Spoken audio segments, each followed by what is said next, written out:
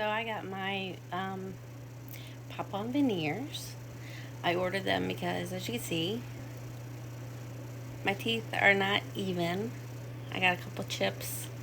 This one and this one are kind of, So I did the molds. They're really easy to do. I just followed the directions and then put them back in the box and put them in the mail.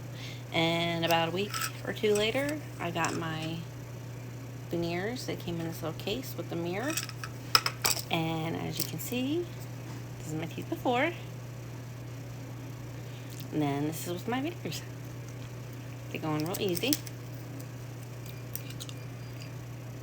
And now I have a perfect smile. See? They fit my gums. They did a real good job edging them so you can't tell they look like my natural teeth. You see? And I got the Hollywood white because I wanted to be bright. And there you go.